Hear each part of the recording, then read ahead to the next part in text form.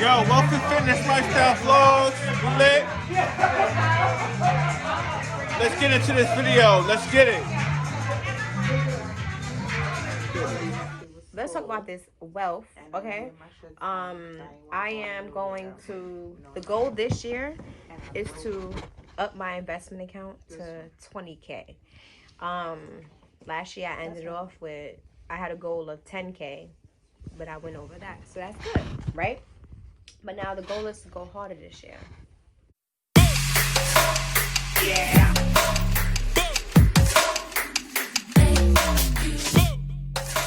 How you gonna go harder this year? Well, I'm gonna do more research, and I'm not gonna sell my stocks right away because I see a little bit of chump change. You know what I'm saying?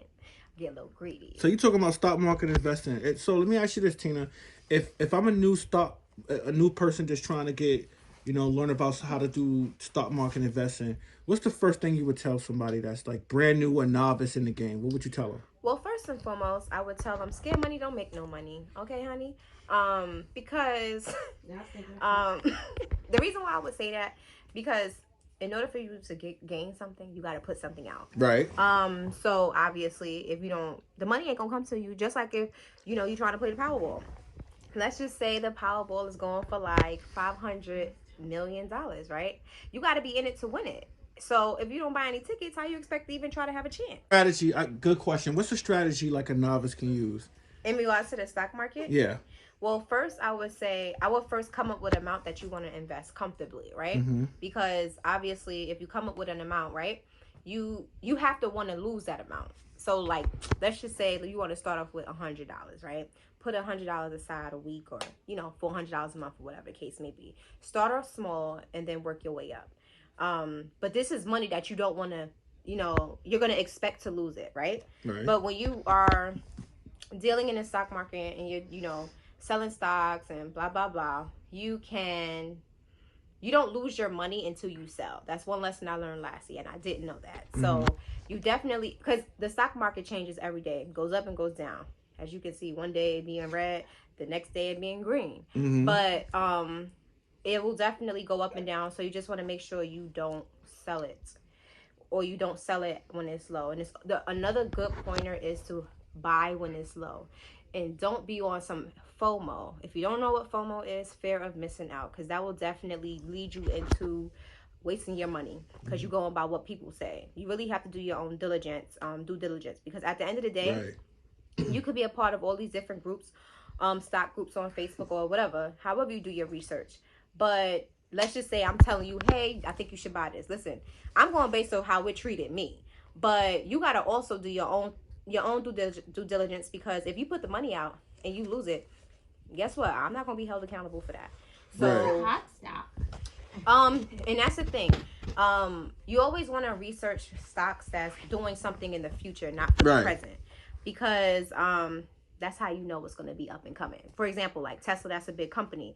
What else? You also want to look at companies that have upcoming IPOs, and what are IPOs?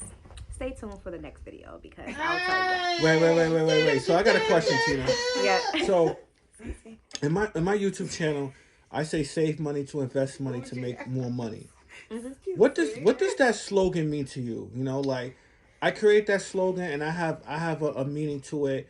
But when I tell you when you hear save money to invest money to make more money, what does that mean to you as a stock market investor, as a person who's investing into real estate? You're kind of diversified in terms of investments, and I know that you have future plans of making additional investments. So what does save money to invest money to make more money means to you? For example, I got a second job, right? I could use that income to put into the stock market and let that money grow. So that's what it means to me. Whatever additional money that you have that you can put out, that after you finish paying all your bills and you're like, hey, at the end of the month, I got at least $200 to spare. And if that's all you have, do it. Because guess what? Prime example, stock ticker CBBT, right? I'm not telling y'all to go look for it. I got in this ticker at around June sometime, June of 2020. And I mean, I was a part of a Facebook group who told me about it. And I got in. Ambitious investors?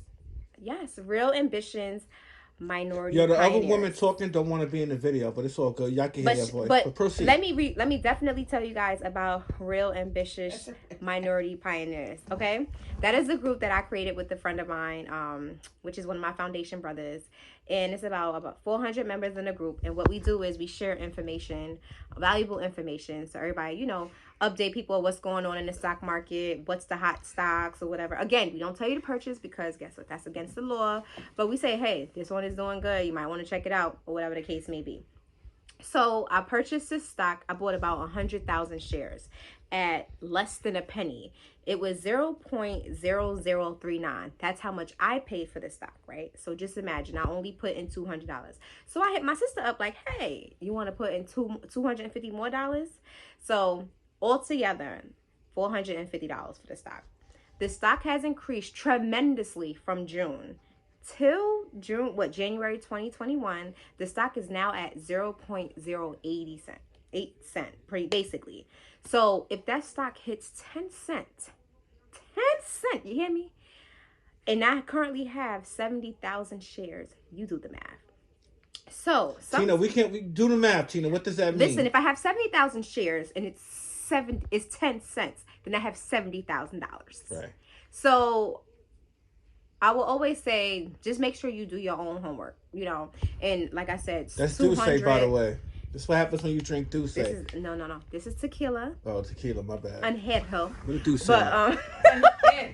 But just to these vlogs gotta be lit, so we gotta talk money. Listen, and you gotta talk money. You gotta make money. And 2021 is all about making money. Right. Investing money and making money. And Tina, real quick, could you talk about? We all been in the pandemic, and I've seen opportunities where a lot of people have used the pandemic to make additional money. You Absolutely. know? Some people lost their jobs. Some people, you know, were on unemployment, and then they were taking unemployment and then doing other things on the side, which were actually making more money, and they was able to monopolize on opportunity. Could you talk a little bit about, now that we continuing on with the pandemic and, you know, things are still limited, things are still shut down, are there opportunities where people can make money? And if so, like, what would you give them as advice in terms of getting off their ass and getting out and figuring out what they want to do? This is funny. I was having this conversation today with my best friend about, you know, there were certain memes out there about, well, if you haven't, you know, started your own business, you're not doing that. And that's not necessarily true, because not everybody want the headache of starting their own business. So that's number one. And number two, you have to find your niche, and you got to find what makes you happy. That's you cannot be doing what everyone else is doing just because everyone else is doing it, okay? Prime example. I'm not saying we can't have one more brand of paper towel or one more brand of black Scott tissue. I'm not saying that. But not everybody wants to be a homeowner. Not everyone wants the work that you have to put in to be a homeowner, because it's a lot of work.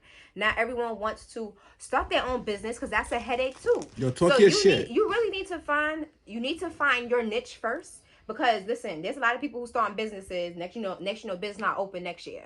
You know, so let's not forget, Black businesses in particular, people in their customer service and the quality of their brand and the quality of their fabric that they're using for their clothes. And this doesn't go for everybody, but when you start your own business, you got to make sure you cross your T's and dot your I's, and that customer service needs to be on point. And just make sure you find, like, all you need is $1 and a dream. Just make sure you find what it is that you want to do. And it's not about what this person is doing, or I'm not saying you can't do what they're doing. You could do it better, because y'all might could team up. But you need to find what makes you happy and what's going to bring you that extra income. Because at the end of the day, it's not just about one income. It's about multiple streams of income. Right. So with that being said, we're in 2021 and they only gave us a $600 stimmy. Like, what we gonna do with that? But listen, if you get that stimmy, you need to be smart. Yo, and boo, invest say it, boo. Say it, boo. I got my stimulus. If you get the stimmy, if you're fortunate enough to get the stimmy, just make sure you flip that and try to be smart about it. Listen, if you got some bills to pay, that's fine. But just don't go splurging.